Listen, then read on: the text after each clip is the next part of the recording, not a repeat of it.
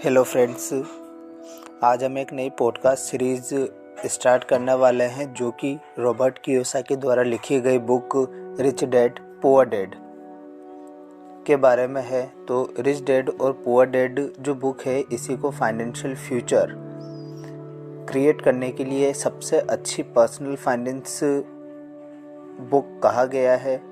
इसके बारे में यूएसए टुडे कहता है कि rich dad poor dad is a starting point for anyone looking to gain control of their financial future.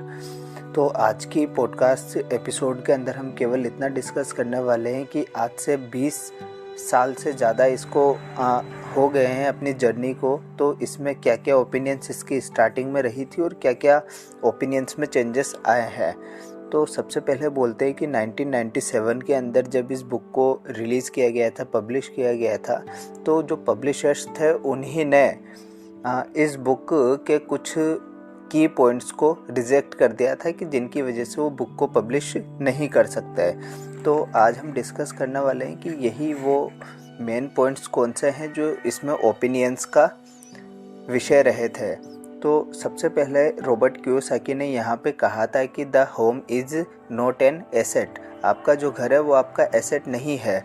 तो स्टार्टिंग में काफ़ी सारे पब्लिशर्स ने इसको गलत माना था और बाद में जब 2007 के अंदर स्टॉक मार्केट में रियल एस्टेट क्रैश देखने को मिला, तब ये बात सही साबित होने लगी कि रॉबर्ट कियोसाकी ने ये सही कहा था।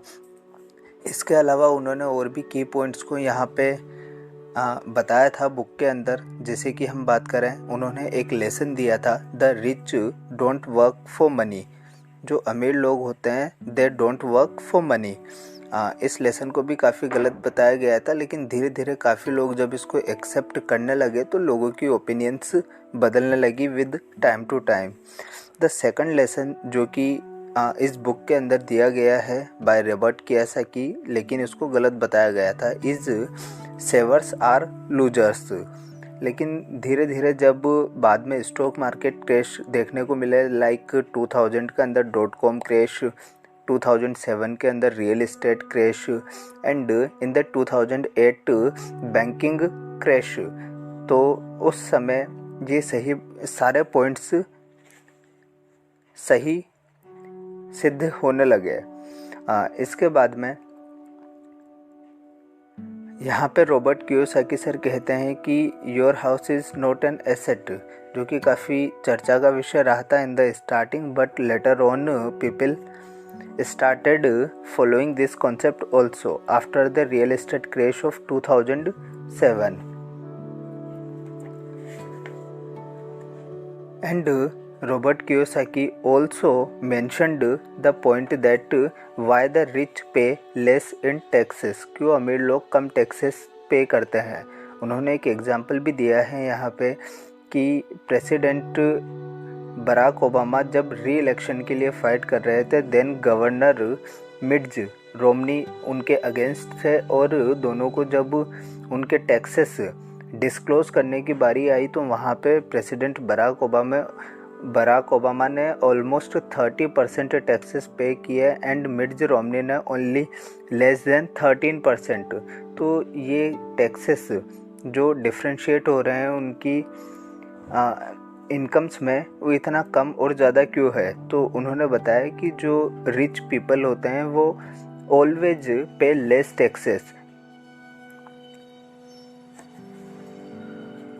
ओके, और इसके अलावा जो बुक का नाम है रिच डैड पुअर डैड, आज हम केवल स्टार्टिंग पॉइंट देख रहे हैं। तो किसी ने ये क्वेश्चन किया हुआ है कि रिच डैड पुअर डैड में क्या कोई रिच पीपल रिच डैड है भी या नहीं है।